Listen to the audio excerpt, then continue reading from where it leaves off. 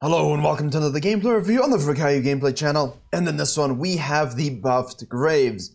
Now his win rate, a little bit increased. However, the 280 buff doesn't really offset the 580 nerf here and there that we keep seemingly have every year on rotation, but the champion always seems to be overtly strong, to synergize with an item, to synergize with a rune set, or just to enjoy the 2-minute sport timers that Season 10 provided. He's had a rough time since the subsequent nerfs to the jungle and to him, as well as to rune sets like Phase Rush. Phase Rush still actually runes on your screen now. Why don't we do that? Phase Rush, Dark Harvest, Fleet Footwork, those are the most commonly used runes on him at the moment. The Dark Harvest actually winning out. So that's a good example, this is a good example rather, of a game to show you how to snowball and build the one-shot lethality stonk build that really just lets you one-shot anyone. I mean, why make new assassins for mid lane when you have Graves? You can do that already. So we do have Froggen in this game, and we do have the Lilia on the enemy team. Now that just received some changes as well, but I will try and find a nice juicy game, a good old deer hunting game for you tomorrow that will show you her power curve. In the meantime, we have Graves starting on the blue side, should replicate the Lilia's clear, except obviously going the other direction. The thing about this game though, that's very interesting, is that this jungler not only manages to have the highest kill participation on his team by far, and be the real solo carry of the game, but also has 10 CS per minute. Or 9.9 to be exact, but I rounded up for the title, so don't yell at me. But, I mean, a lot of you complain, if I gank, I can't farm. If I farm, I can't gank. Where's the middle ground? This Graves will give you an insight into the window of someone who is just good at League of Legends. For Graves here, I don't really think we need to be full clearing at this stage, but of course, the most important thing is, if you see these wards placed at any point while you're clearing, like the mid laner goes up to ward, clear it, push it out. If you know that they late invade you and place it here as well, same thing, scan it, track it, clear it, deny the vision. Try not to reset the Raptors as he does, but that's fine. Used to Evelyn Q spam, and going down to the red. Now the benefit here is, and this is a brilliant ward by Lee Sin. Okay, I don't know why I showed you, we know it's Lee Sin. Because if the Lilia decides to do a 6 camp, it will give you full information of crab rotations, like if she's going to gank top lane, or if she's going to go do this. If she doesn't show and she hits this plant and we see it, as you would have, we know that she's not doing the Krugs and she's going straight down for the crab. Now the Graves can do the same thing, and I feel it's very important to do the same thing, because if you want to crab yourself, you must match that tempo to a certain degree. However, if bottom lane looks primed for success and destruction, use your flash if you need to. TB is being executed by the Tristana. She wants something. She's gonna get it too, but she will die, no? Yeah.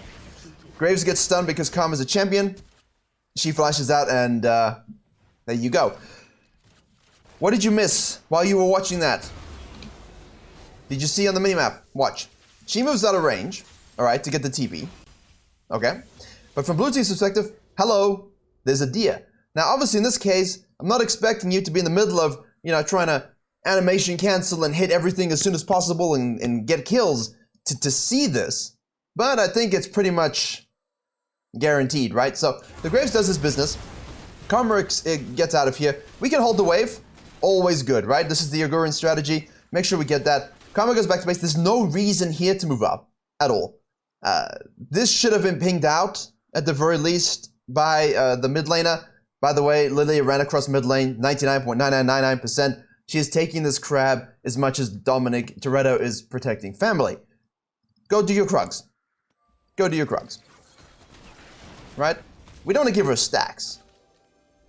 Completely unnecessary to do that, but stack for a stack, he has 2 anyway. So now the benefit of this play for a jungler looking to get on the map, and why I like it so much, is the following.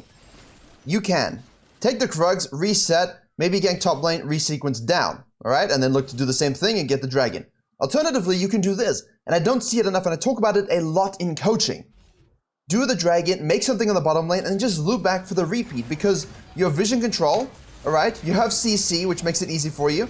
You know that the Karma has no flash. Let's abuse that, because you know the Lilia would have had to reset and make a decision. Do I go to my Krugs, right? And then sequence down.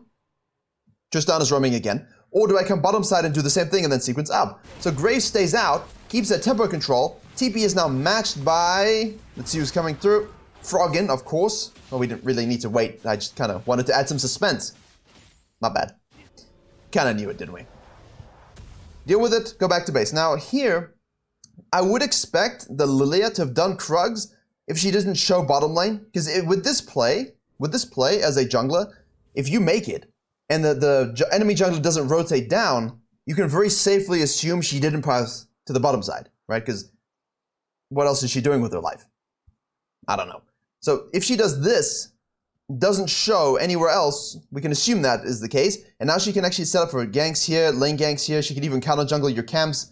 And I would expect this. However, there's no real other choice other than to path top side because we can cut her off. The Grump just went. You see that? We can cut her off. We can fight for the crab. And well, you're not on a lease, but we'll take it. That's well played. It's well played. The name withstanding. Not a good name. Now, because mid lane has prior again, slap the ward down, rotate to the top lane, see if we can cut the back ports off. I don't know. There we go. You know, sometimes in those situations, ladies and gentlemen, please just go back to base. You know, does he get out? If he just goes back here and just presses B immediately, he probably gets out. So the greed to kind of hang around is one thing. Again, we know the Krugs should not be available. This, for me, is a little bit of a mistracked jungling adventure, but overall, I like the concept because we kind of knew that the Krugs were down, right? Just by extension, but at the same time, you didn't really have 100% confirmation. So going on the adventure is fine because you can take it, you put a good ward here, you steal some raptors, you know that the Lilia 100% is on the bottom side. So this gives us a free crab. We can go into our wolves, right? Go into our blue potentially. And at the same time, if Lilia decides to gank bottom lane, we're in a perfect position. And I'll explain why in a second. But the Alistar does Odin's work there, clearing this out in case she decides to, you know, do some counter jungling right now. And this is huge for junglers to see this, right? Absolutely huge. But all of this is protected for top lane. And the only real threat that Lilia must have is bottom lane. That's the only real place she can go currently. So, Graves does his wolves into blue, as you can see. Lilia goes bottom lane. There's no real sums except for the flash on the Lucian. He manages to E away a little bit, which puts him out of range of the Karma, who does tank 2 shots to try and get that juice, but to no avail. Graves then says, fine, you do on the bottom side, I do on the top side. And that's exactly what we're talking about. Clean as it can be. That's exactly what I'm talking about in the main channel's video yesterday. Because the big thing that makes jungle seem broken to lane is this. You know, Talon thinks, well, great, Graves is snowballing the Lee Sin. Pings for a push. You must oblige, by the way. If the laner pings you to push and you weren't sure if you had to, please do so. And then, in the meantime, the bottom lane probably feels that jungle is strong because Lily is doing this, you know? So, they don't always see the map laners as we do, you know? But if they're diving bottom lane, the enemy jungler's diving bottom lane and snowballing their ADC, please make sure you do the same thing for your top laner. Now, Lilia takes the dragon. And this is what's important about this play and about the video I talked about yesterday that makes it so strong. How many of you, let's pause it, would have gone back to base after pushing this? You can raise your hand, you can answer in your head, you can look away with shame. Wrong play. Even if Lilia doesn't take this, even if Lilia dies, it's the wrong play because at the very least, you want to take this Grump away. This Grump that spawned, look at this. Level 7, because she counter jungled it for us, remember? We didn't get the last secure of that Grump. So the fact that it's up for us now is hugely juiced experience. But because she does take the dragon, we can take the Herald. I just had a coaching session where we had a very similar scenario. She just took all her bot lane camps, she ganked bottom lane, took the dragon. You got a lot of time, right? There has to be a timer in your mind, and that's the red buff. That's the red buff. If she goes and steals yours, so be it. But we can take this. No problem. You could also take the Krugs if you're feeling particularly greedy, but we don't really know if the Lilia is resetting or sequencing up. So it's a greed play to do so. It's great to get the red and get out because she had 2 choices. Secure this and maybe dive bottom lane again, or path upside to defend her camps. She chose wrong, loses her red, will now be ganking top lane. We get the Herald. She most likely will do her Krugs. This ward is brilliant for spotting it all. Love it. Lee Sin better not die here, though. We know where she is.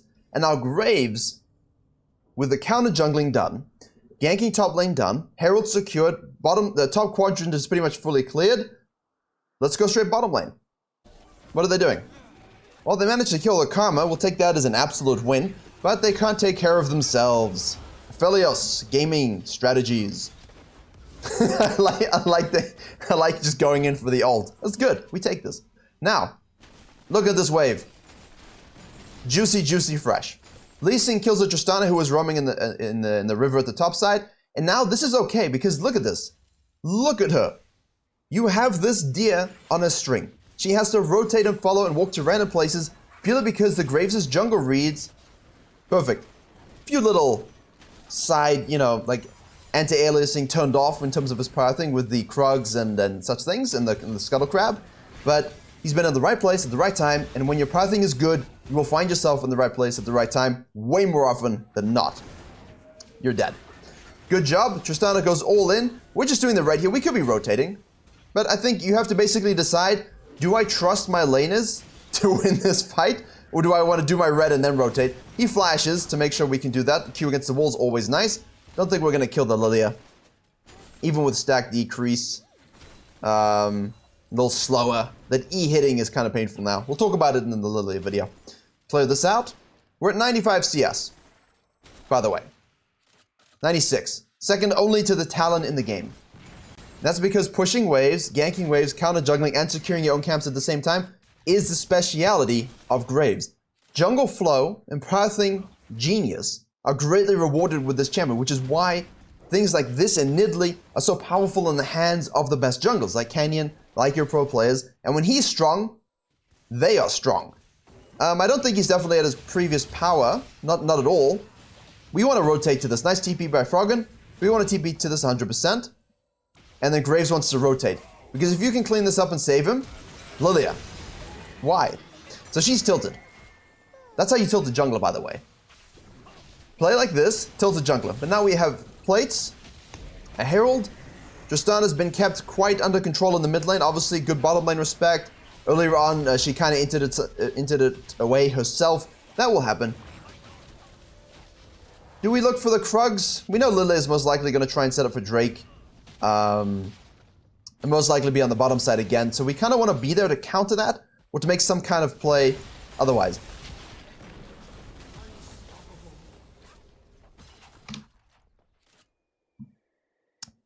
But you could really heavily push this to force a reaction. I don't know if there's enough juice in the Herald to really force too much, but I want to see that again.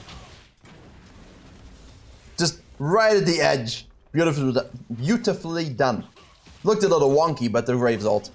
I mean, the cooldown on this thing is... okay, it's not as low as it feels. I don't know. It always feels lower to you guys, doesn't it? Dragon up within a minute. It's spawning. We saw Lilia top lane trying to help out. It's too late. Good ward to see the roams by the Tristana. So bottom lane should see this and... yeah, I don't know. I think I just run... at this point, if you saw this and she was running around, I don't know. I might consider just running into the tower and giving it to the Karma. You know? But they see the Graves showing up, so... oh! And that's why you guys ask me, my bottom lane Zinting, what do I do? This, you know, if my jungler's doing his blue for no reason, right, on the wrong side of the map to the dragon to the play, and Lilia is going to be down this side, and the dragon's respawning, and there's a Tristana roaming, and Graves is here, well, you probably die, you know? Or you get close to death. It's a rough call, like you don't really know. So the Graves, the fact that he's rotating down to the bottom side there, allows them to make the play, keeps them alive, and now he can go to the dragon. He created that advantage with his pathing. Because the bottom lane, you know, they're doing okay, doing solid. Actually, they're doing quite well. Doesn't mean to undersell it, but the Graves is 801 with 118 CS, a dragon, and the herald. So here's where you can have the split. You can go upside now to take all of this, kill Talon, maybe counter jungle here and dive top lane, counter the Lilia. Or you can take this, do the Krugs in the bottom lane, or you can just go straight bottom lane. It will all depend on where everyone's positioned. So Raptors straight into bottom lane here again is really good. Not enough of this, by the way. I love it. I love it. This is how you jungle. After Dragon, 99% of us will have Raptors available. Well, she was bound to get something at some point. So we can do this, but so many people are looking at what's obvious. They're not looking at the fact that, hey, I can just loop around, sync up, and kill. Now, the reason for this is because they're going to take this tower so that they can go back to base and then move around the map. So let's rotate with our bottom lane and just kill them. W slow, Q doesn't hit, hold the wave also. And this is a great way to ensure that your team wins, you know? Just being there and rotating to make these plays. There's no towers in the top lane. So what do? You kill Talon and then what? Farm? Why not kill bottom lane? 2 kills for 1. For 0. Sequence upside. And be perfectly ready to get this Herald. Now, the thing is, that makes this easier, is when you get fed early,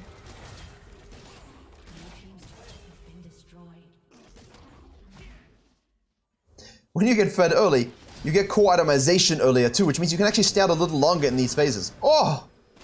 13 stacks. That's so much damage. I love these kind of carry games. It's so unassuming in a way, you know? Like, he just walks around the map, takes stuff, kills people. Reacts, cuts off, walks around the map, gets objectives, kills people. Farms a bit more, holds the wave, pushes the wave.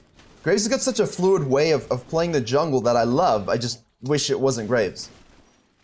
So much of him like this. But just why he can't be strong, in my opinion. Because when he is, it's just unholy oppressive. And if you have any sort of lane prio or decent lanes to play around you nicely, like in this game, you just take over. You know, to unprecedented degrees. Kind of like a Nidalee as well. Back to the circular. I don't know where I was going with that. We circled around. There we go. Second Herald secured. Raptors are being taken by Talon. He's level 11. Lucian's gonna go all in. 3 people. Solomus kills him. Tristana is able to clean up. Karma's in the bush. We see the Q go through. She leaps away. And Aphelios is top lane, so... we have a Herald. The only part of the map to bust open? Mid lane. Do it. Lee Sin should be able to get bottom lane, is my logic. You don't want to inhib though.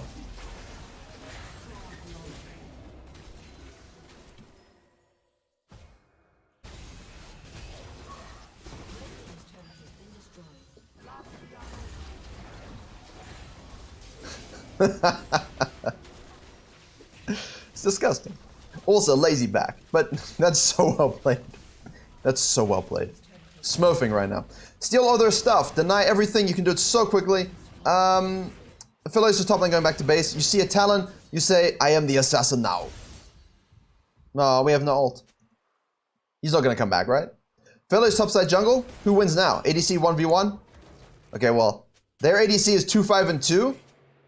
3-5 and 2, excuse me. But definitely has played well. You know, they were winning lane. They're still ahead in gold. So the KDA here, a lot of you always look at the KDA of your bottom lane like, they're inting. Yeah, but are you looking at CS? Are you looking at tower platings? Because all that really matters, if they're the same level, is the gold amount. And if he has more gold, he's ahead, right? The KDA is utterly irrelevant to the nature of being, to whether you're fed or not. Tristana is split pushing. Now I like this because there's a dragon spawning. There's no reason to be top side here. We need to be bottom side. If there's Tristana splitting, just kill her. Tristana's like to split and get fed.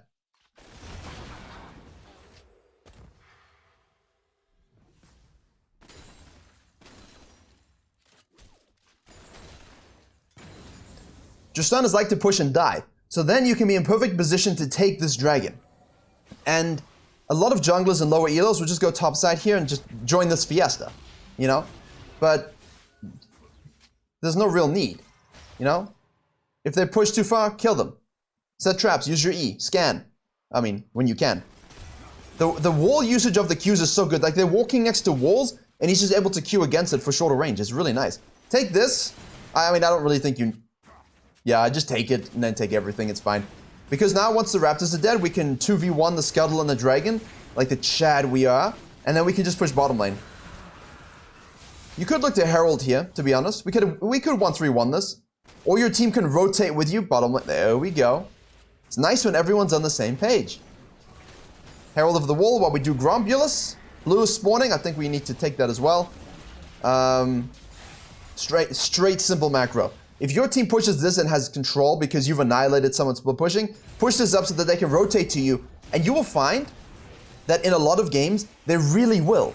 Even in your lower and mid-elo games, even in time, they will rotate when you set the map up, you know? Because they kind of look for the next thing to do. Everyone's kind of looking for the next thing to rotate to. What do we do next? They become headless chickens. We just give them a scent, and suddenly their heads grow back, and they can follow it. I don't even know what that means. It's kind of a horrifying image, to be honest with you. Flash from Aphelios. Flash order just to kill. Oh, the Graves damage with 17 Harbor Stacks and lethality. Oh, man. And we have Serpent's Fang just for the karma, just in case. Do we really need it otherwise? Or is it just for the karma? Don't overcommit here. Too many people throw games. Especially, you know, Lilia scales, right? And Aphelios can to a degree. It's not like they're a hyper-scaling comp where you have an issue closing out. I don't think you're going to have an issue at all, even if you throw. But against those scaling comps, against those comps that get kind of gnarly in the late game, it's very important that you don't overcommit there. Take the tower full back. Take everything that you need. Lucian thinks he's getting a blue. You're 4 levels up. You just, you know, don't even say anything. Just take it and go back to base like the Smurf you are. Red buff, I think, does belong to Graves, but... yeah, just take it. Like, he doesn't... you're the ADC anyway. But we do definitely want to be looking at this now. Let this push up. This will threaten. Someone will have to deal with it. They only have TP on the Tristana. We can take our red and join our team. Don't go farming anything else. People engage and die here. So, in a high elo game, I think you can afford to leave them. There's an element of trust, right? But you can see the Graves is like, let's just go. You know, let's not play with fire. We've pushed up the wave. We managed to get a pick. If we did, just let's take the Baron. You know, don't overcomplicate your lives. It's really easy to macro in League of Legends, from my point of view. You know, and when you're this fed,